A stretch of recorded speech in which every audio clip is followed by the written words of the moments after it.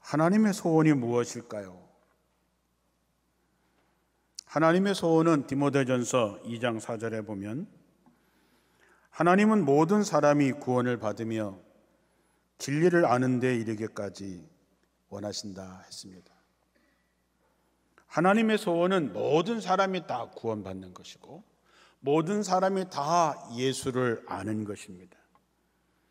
그런데 그 구원의 역사는 내가 죽어가는 영혼을 내 마음속에 품는 데서부터 시작이 됩니다. 그것이 사랑이지요. 하나님은 우리를 품으셨습니다.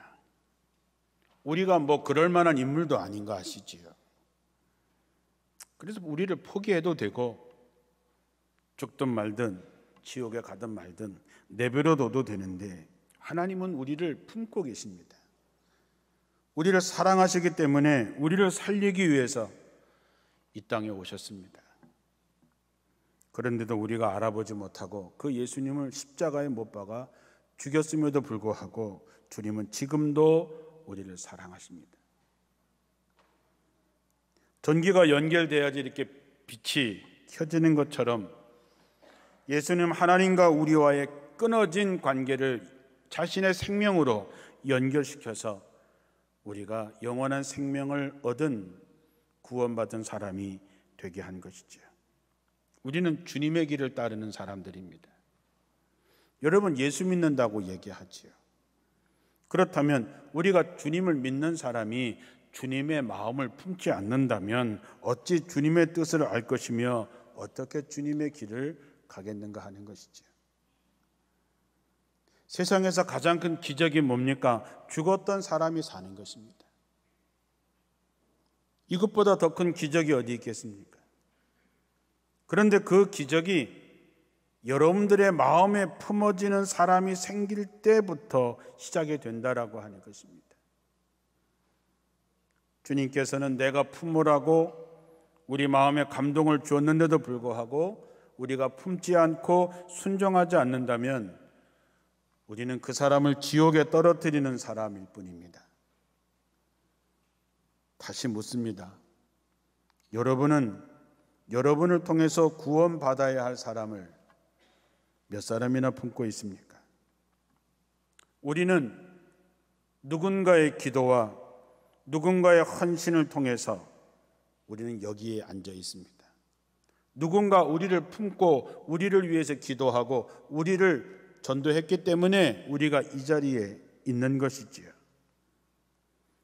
사도 바울은 이런 것을 사랑의 빛이라고 얘기를 합니다. 로마서 13장 8절에 피차 사랑의 빛 외에는 아무에게든지 아무 빛도 지지 말라. 남을 사랑하는 자는 율법을 다 이루었느니라 했습니다. 우리는 사랑의 빛을 진 사람으로 이제 그 빛을 갚아야죠. 그런 마음을 가져야 그리스도인이라고 할 수 있는 것입니다. 사랑하면 품어집니다. 나도 누군가에 의해서 품어졌던 사람 아닙니까? 그러니 이제 우리의 마음에 품어지는 사람은 복이 있는 사람입니다. 왜냐하면 우리 때문에 죽음에서 생명으로 옮겨질 것이기 때문입니다. 우리가 사람에 대해서 미리 판단하고 계산할 이유가 없습니다. 여러분들의 마음에 품게 한 그 사람은 여러분이 품은 것이 아니라 성령께서 품게 하신 것입니다. 하나님께서 하신 일이라면 하나님께서 책임지실 것입니다. 이제 여러분들의 마음에 품은 사람들이 있다면 기도하고 이제는 가서 만나라 라고 하는 것입니다. 우리가 전도, 선교에 대해서 얘기할 때는 그 말 속에는 가서 만난다 라고 하는 뜻을 가지고 있습니다. 오늘 말씀에 하나님 앞과 살아있는 자와 죽은 자를 심판하실 그리스도 앞에서 그가 나타나실 것과 그의 나라를 두고 엄히 명하노니 때를 얻든지 못 얻든지 복음을 전파하라라고 말씀합니다. 우리가 성경을 읽다가 보면 가라라고 하는 말이 계속해서 나옵니다. 가라, 가서 전해라. 이것이 주님께서 우리에게 하시는 말씀입니다. 이거는 어떤 특정한 사람에게뿐만 아니라 우리 모두에게 주어진 명령입니다.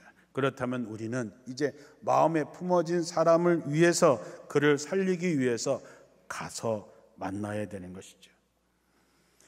예수님은 당시 인기 최고의 분이셨습니다. 그러니 예수님께서 좋은 자리, 좋은 곳에서 앉아만 계셔도 수많은 사람들이 저절로 찾아오게 되어 있었지만, 예수님은 고을을 두루두루 찾아다니면서 복음을 전하시고 병을 고치시고 귀신을 쫓아내셨습니다. 제자들도 마찬가지죠. 누가복음 9장 6절에 보면 제자들이 나아가 각 마을에 두루 다니며 곳곳에 복음을 전하며 병을 고치더라 그랬습니다. 이 말씀 속에 4개의 동사가 나오는데 그 중에 주 동사가 2개 있는데 하나는 가라, 하나는 다니리. 가라, 다녀라 라고 하는 말은 찾아가는 것이죠. 예수님의 제자는 찾아가는 사람입니다.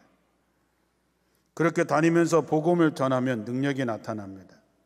그것은 제자들의 능력이 아니라 하나님의 능력이지요. 그 사람이 진짜인지 가짜인지는 그 사람에게 어떤 능력이 나타나는를 통해서 알 수 있습니다. 복음의 능력, 그것이 사람을 살리는 일이 된다고 하는 것이죠. 그런 사람이 주님의 제자이고 주님의 증인입니다. 그러므로 예수님의 참된 제자는 자기 자리를 박차고 일어나서 세상 사람을 향해서 나아가는 사람입니다. 자리를 떠나라는 말씀, 그 자리가 어떤 자리일까요? 자기가 누릴 수 있는 자리, 권리의 자리, 안락한 자리, 편안한 자리, 자신의 욕구를 채워주는 자리이겠죠. 그런데 복음을 전하기 위해서 그 자리를 떠나라고 하는 것입니다. 네 자리를 털고 일어나서 너를 필요로 하는 그 사람에게 가라라고 하는 것입니다. 하나님은 하늘에 계시지 않고 자리를 떠나서 이 땅에 오셨습니다. 모든 사람을 구원하시기 위해서 하나님은 그 하늘 보좌를 떠나셔야 됐지요. 예수 그리스도를 따르는 우리 또한 예수님처럼 내가 있는 이 자리를 떠나서 그에게 가서 하나님의 증인, 주님의 제자로 살아야 됩니다. 떠나는 것은 내 자리를 떠나는 것이고 다니는 것은 사람들 사이에 다니는 것입니다. 우리는 갈등의 자리, 분열의 자리, 아픔의 자리에 들어가는 것이죠.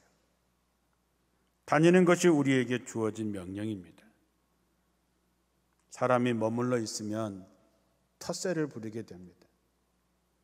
사람이 머물러 있게 되면 누가 더 크냐 가지고 다투게 되어 있습니다. 사람이 머물러 있으면 고여서 썩게 되어 있습니다. 그러나 다니면, 찾아가면 그럴 사이가 없지요. 우리는 그 속에서 하나님의 능력을 경험하게 됩니다. 생명은 흘러보내면 보낼수록 더 넓어지고 깊어지는 것을 경험하게 될 것입니다. 조심해야 할 것은 내가 판단하고 내가 결정하는 것이 아니라 성령의 인도하심에 순종하시라고 하는 것입니다. 바울이 다메섹에 예수를 믿는 사람들을 다 체포할 꼭 잡아들이려고 가는 도중에 주님을 만나게 되는 사건 잘 아시겠죠? 환한 빛을 보았고 그는 눈을 멀었습니다. 자, 그때에 다메섹에 사는 아나니아라고 하는 한 성도가 살고 있었는데 주님께서 그에게 환상에 나타나서 아나니아야 부르십니다. 그리고 주님이 말씀하셨지요. 우리 개역 성경에는 직강, 즉 곧은 길이라고 불리우는 거리에 유다라고 하는 사람의 집을 찾아가거라. 그 집에 다소 사람 사울이 와서 지금 기도하고 있는데 내가 그에게 환상 가운데 아나니아라고 하는 사람이 와서 내게 손을 얹으면 다시 보게 될 것이라고 일렀느니라. 그때 아나니아가 이렇게 얘기합니다. 주님, 그가 예루살렘에 있는 성도들에게 얼마나 끔찍한 짓을 했는지 저는 들어서 알고 있습니다.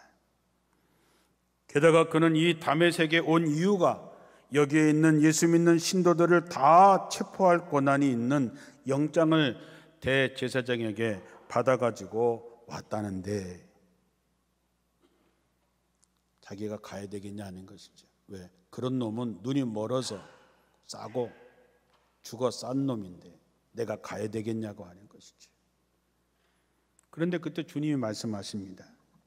가서 내가 시킨 대로 하여라. 사울은 내 복음을 이스라엘 사람들뿐만 아니라 다른 민족과 그 왕들에게 전파시키고자 내가 택한 그릇이다 그랬습니다. 저는 이 말을 읽을 때마다 가슴이 뜨거워집니다. 내가 볼 때는 저놈은 안 돼. 내가 볼 때는 아유 그 사람은 바늘로 찔러도 피 한 방울 안 나는 사람이야. 저 사람이 예수 믿으면 내 손에 창을 쥐지지 할 정도라서 안 하는데 그렇게 생각할 수 있는데 성령께서는 저는 이스라엘 사람들과 이방 사람을 위해서 택한 내 그릇이다 그렇게 얘기합니다. 아나니아는 순종하고 바울은 눈을 뜨고 순교하기까지 이방인의 사도가 되지요. 하나님은 나를 통해서 그를 구원하시고자 하십니다. 내가 만나는 모든 사람이 구원의 기회를 얻는 것이죠. 그래서 우리는 순종해야 된다는 것입니다. 내 마음에 품어지면 성령께서 내 마음에 품어지는구나. 내게 보고 가서 그에게 복음을 전하라고 하시는구나. 그에게 기회를 줘야죠. 우리가 그에게 기회를 주지 못한다면 그 결과는 우리가 책임을 져야 하는 것입니다. 에스겔 3장 17절에 보면 무서운 얘기가 나옵니다. 하나님이 에스겔에게 이렇게 얘기합니다. 나는 너를 이스라엘 백성의 파수꾼으로 세웠다. 그러니 내가 내 백성에게 경고할 말이 있을 때마다 너는 그것을 그들에게 전하여 자기들에게 닥쳐올 일을 깨닫게 하여라. 가령 어떤 사람이 악한 짓을 저질렀기 때문에 그가 곧 죽게 될 거라고 하는 사실을 내가 네게 알려주거든 너는 책임을 지고 그에게 그 사실을 알려주어라.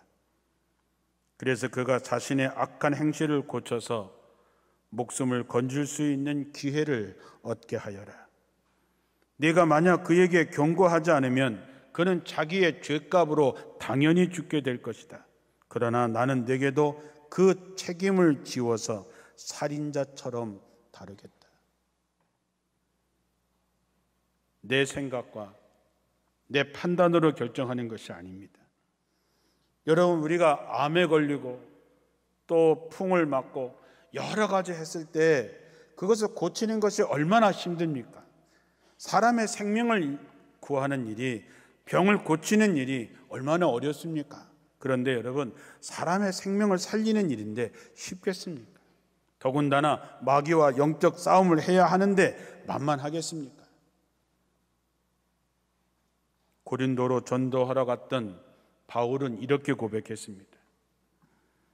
고린도전서 2장 3절에 내가 너희 가운데 거할 때에 약하고 두려워하고 심히 떨었다. 사도 바울도 고린도에 갈 때는 자신이 약하고 두려워서 몹시 떨었다 그랬습니다. 그러나 바울은 내가 나갈 때에 인간의 지혜로 하지 않고 성령의 나타나심과 능력에 의지해서 갈 때에 놀라운 역사를 경험했다고 고백합니다. 그렇습니다. 여러분, 우리도 다 약하고 말주변도 없고 두렵고 떨릴지 모릅니다. 그러나 여러분, 성령의 능력에 의지하시고 세상 끝날까지 함께 하시겠다고 하는 하나님의 말씀을 믿고 그들에게 가시기 바랍니다. 실패가 두려운 것이 아니라 하지 않은 게 두렵습니다. 실패를 두려워하지 마세요. 여러분들이 전했는데도 불구하고 그가 믿지 않았다면 그의 책임이지만 전해야 하는데 전하지 않았다면 그것은 나도 책임이 있다는 것이지요. 때를 얻든지 못 얻든지 전도함으로 여러분의 신앙에 살아있는 체험이 있게 되기를 축원합니다. 세 번째는 전도자와 동역하는 사람이 되라고 하는 것입니다. 함께 해야 되는 것입니다. 미국에 가면 몇 시간을 가도 산 하나 없는 아주 넓은 대평원에 밀밭, 옥수수밭 같은 것을 보게 됩니다. 어느 날 한참 밀 추수가 진행되고 있습니다. 많은 일꾼들이 일을 하고 그 일꾼들의 아이들은 그 근처에서 놀다가 저녁에 일이 끝나면 자기 부모와 함께 집으로 돌아가던 그런 때였습니다.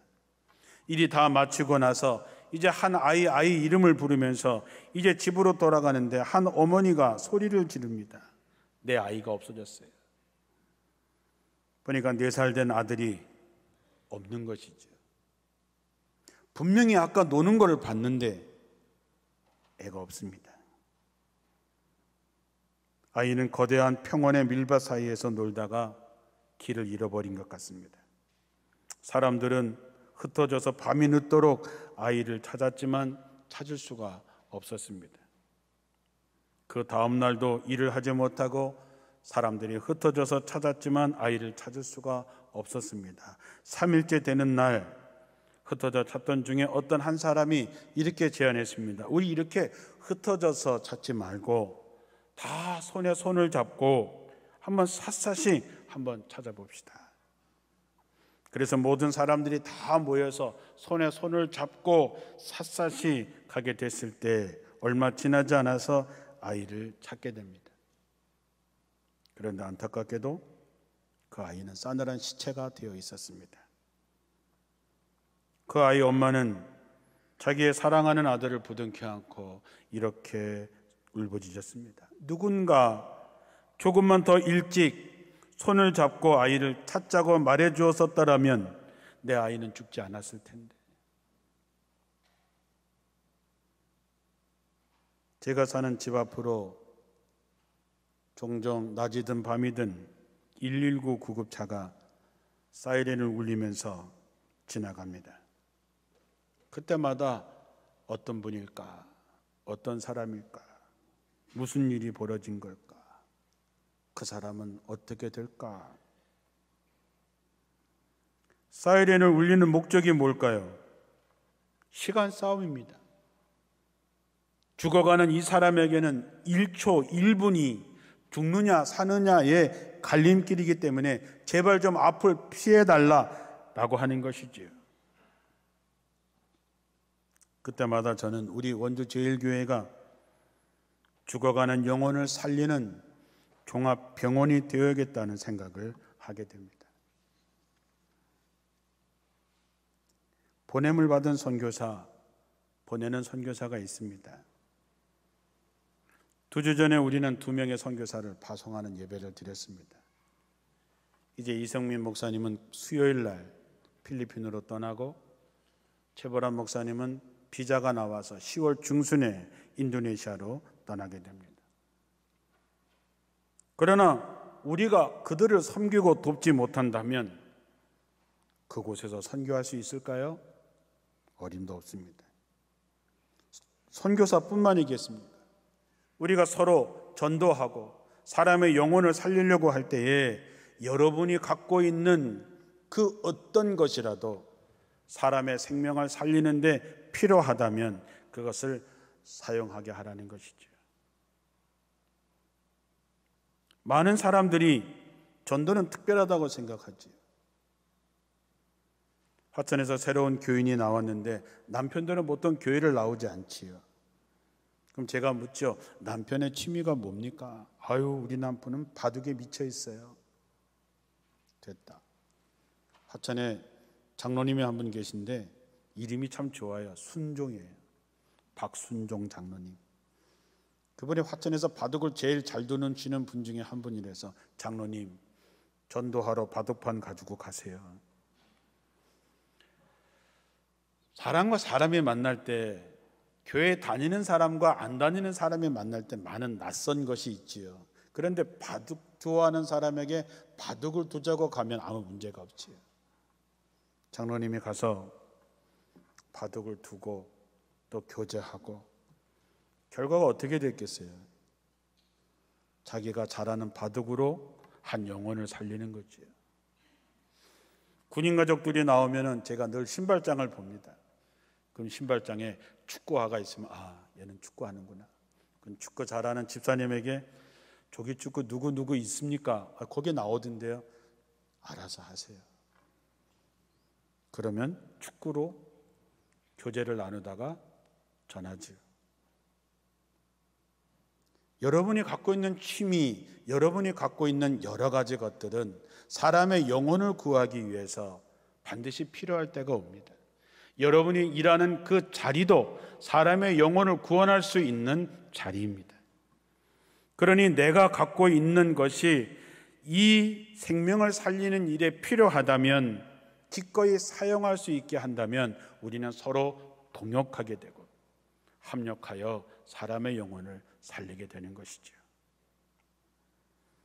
우리의 인생의 말년에 가서 뭔가를 놓쳐버린 기분이 좌절감을 갖게 하고 비참하게 할 것입니다.